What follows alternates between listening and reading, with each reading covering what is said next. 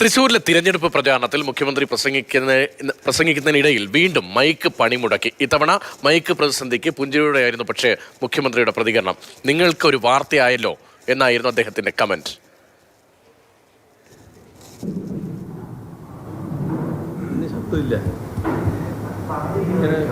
ഇങ്ങനെ കാഴ്ചക്ക് വെച്ചതാണ്.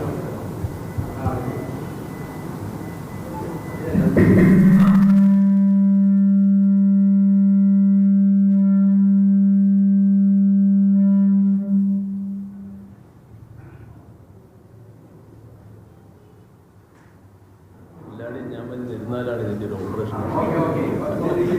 അപ്പോൾ നിങ്ങൾക്കൊരു വാർത്തയായി.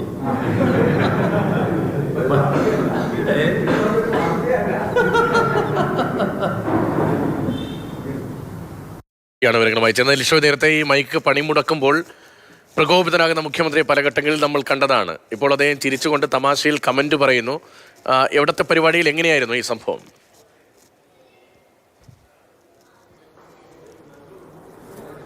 അതായത് ഇന്ന് വാർത്താ സമ്മേളനത്തിലാണ്, തൃശൂർ ജില്ലാ കമ്മിറ്റി ഓഫീസിൽ നടന്ന വാർത്താ സമ്മേളനത്തിൽ തന്നെയാണ്. ജില്ലാ കമ്മിറ്റി ഓഫീസിന്റെ ഈ പ്രധാനപ്പെട്ട ഹാളിൽ ആണ് വാർത്താ സമ്മേളനം നടന്നത്. അവിടെ ജില്ലാ കമ്മിറ്റിയുടെ തന്നെ മൈക്കിൽ തന്നെയാണ് ഈ ഒരു ഇന്ന് പ്രശ്നമുണ്ടായത്. മുഖ്യമന്ത്രി വാർത്താ സമ്മേളനം തുടങ്ങിയ സമയത്ത് മൈക്കിൽ നിന്ന് ശബ്ദം സ്പീക്കറിലേക്ക് എത്തുന്നുണ്ടായിരുന്നില്ല.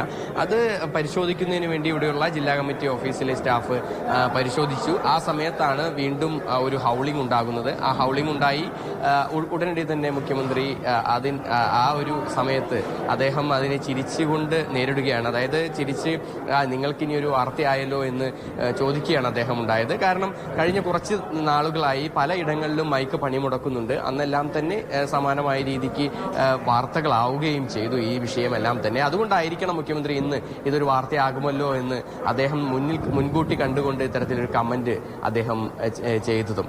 ശരി. CPM തൃശ്ശൂർ ജില്ലാ കമ്മിറ്റി ഓഫീസിലെ മൈക്കാണ് ഇത്തവണ പണിമുടക്കുന്നത്.